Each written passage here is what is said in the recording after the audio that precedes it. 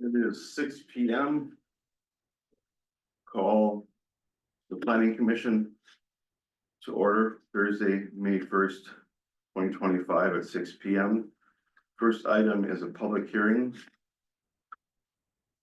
Public hearing is on request for a conditional use permit to allow a firearms customizing and engraving business in a residential district located at 523 Jackson Circle. Applicant Jason Reed. Any comments for the public hearing? Any comments for the public hearing? Anyone online?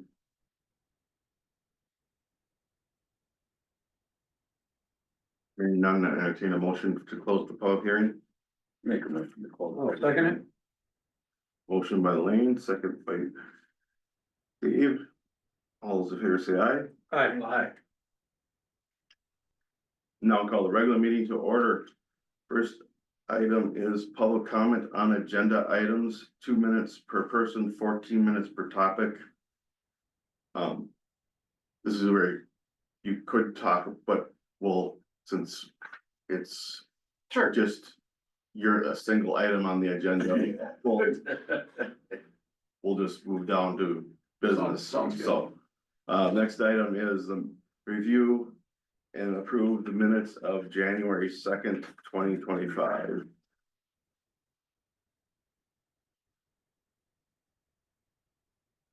Rely on the rest of the commission to know if they're accurate or not. That was a lifetime ago.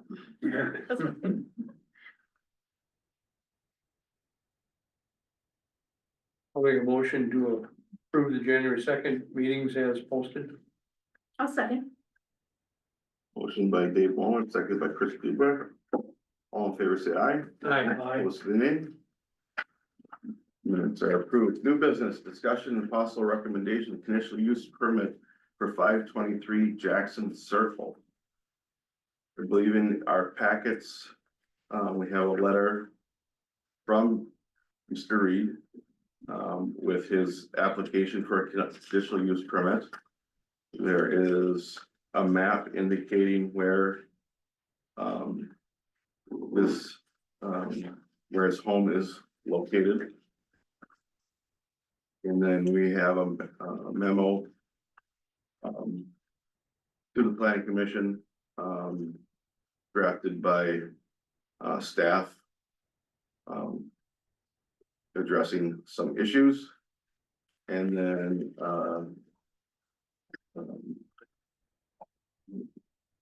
a preliminary drafted conditional use permit with stated conditions. Have you seen? I have not. You gotta just take. I, one of the packets. thank you. I have another copy, so.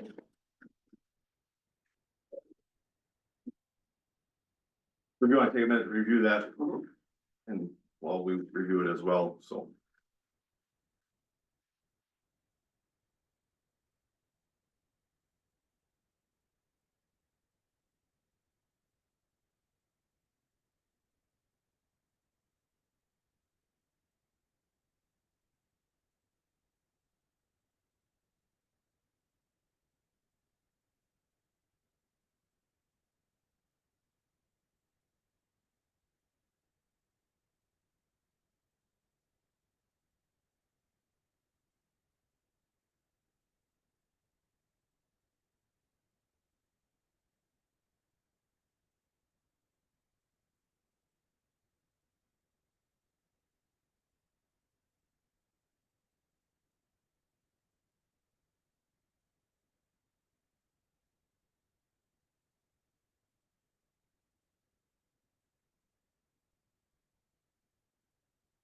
Conditions that you see that would be in conflict with running your business. The only one I have in question is 14.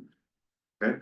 Just a better description of what that's covering, no retail sales of firearms or other goods. Is that including like online store where they would purchase online, then that'd be transferred to me as a transfer? So you, are you saying you actually online you purchase? The customer would purchase their firearm online, it'd be transferred to me as an FFL. And I provide the paperwork and transfer process through the ATF paperwork. So, I don't interpret it that way. I Okay. interpret it as no, that you're. Okay, doing- actually buying that you're- firearms and selling them from my that house. You're Okay, doing that's- retail sales out of your Yeah, house, not a problem. cause you're doing services out. Services, yep, exactly. Yep, no, otherwise I don't see any issues with any of those. There was one, amendment that I am going to propose on number 2. It would read, maintain in good standing federal firearm and special occupational taxpayer license and submit license to the village annually. Okay, Just as a way to make sure that you are still maintaining Okay. that license, you know, So- because it's, you know, as a way to. absolutely. No, I have no problem with that. So the firearms license in the 07 for the manufacturing is every 3 years. The SOT is annually. So the permits of, you know, as, you know, So whatever permits you have to do, whatever license. When it you have, renews. Oh, when it's updated, send it. absolutely. That's not a problem at all. it's just a way for us to make sure that you're maintaining compliance with the federal regulations. Absolutely. Because we don't have jurisdiction over that. Right. Nope, I have no problem with that. Not at all. Catch. Nope, I'd accept that. Any discussion by commission members or concerns or questions? You know, I do have a couple Okay, questions. go ahead, Chris. I usually do. So, for one, so is this going to be a separate area of the home that's, It's actually not. It's actually in my living room right now. Currently, it's eventually gonna be moved to the basement at some point as it gets bigger. okay, The equipment I purchased and stuff that I have actually now is in the house itself. Yeah, not in the garage or in a shed or anything like that. but It's it's all actually in the contained home. within the house? Yep. Okay. Yep, and there's, as far as, the air filtration system, I have a carbon filter system for any smells or anything like that. And then also the noise is minimal. It's a laser. I mean, it's pretty quiet. I have a video if you guys were interested in looking at it, just doing it a little bit to show if there's any concern about that, but. So I'm curious, after you make these changes, are you taking them to a range to test fire them? So they're normally not, there's already me fully functional firearms. It's basically just embellishing them with either scrolling, pictures, names, photographs. Modifying of grips, stippling on the grips for the handhold, stuff like that, so it doesn't change the functionality. With the ATF and manufacturing side of it, they require, because we're changing the surfaces of the gun itself. Or the firearm with serial numbers and everything, we have to go around those areas and make sure that those all stay intact. For sure. So that's where that, manufacturing, the 07 license comes into play versus just a transfer license. Glad you understand all that. A lot of research. Right, exactly, and I've Many done a years. little bit, but what is the SOT? SOT is for, short barreled rifles, silencers, stuff like that, in that range. And that's just able to bring in, there's a lot of people, being a specialized NFA item, they put them in a trust. They wanna put their name on the trust on whatever piece it may be for tracking purposes a lot of times, so that's kind of where that comes from. Okay. A lot of times these are guns that will be passed down from generation to Yeah, generation. absolutely. Yeah, they normally, when you pay for that NFA item, they don't leave your possession. You normally don't get rid of those generally. Yeah, and if they're in a trust, they can pass down to the family as they go down, as long as they're on the trust. Wouldn't have even thought of that. That's a good point. Okay, have you talked to any of your neighbors about this? I have a few of them, actually. I started a Facebook page of this whole process and kind of put the word out there, and people that I've talked to. Had some great comments and people asking me for services and what they want to do and stuff like that. Other than that, there's been no negative that I've heard from anybody, online or anything like that. Terrific. I know we have a long list here, you know, we're certainly not trying to hinge on your Second Amendment rights, but it's, you know, Absolutely. we're just, you know, outlining a lot of the existing regulations Yeah. that you already have to follow. Absolutely. You know, No, I totally understand that and I respect that, absolutely. I will make a motion to recommend approval of the conditional use. Second with the listed, number 2 item.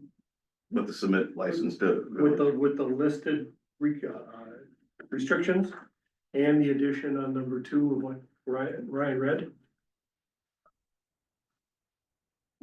Second. By. And second by. Elaine. Any discussion? All those in favor say aye. Aye. Opposed say nay. Anything else? Make a motion to adjourn. Motion by Lane, a second Second. by Dave. Motion by Lane, second by Dave. Wallner, all in favor say aye. Aye. We are adjourned. Thank you so much. Thank you, appreciate it. You're welcome. My assumption is that this sort of thing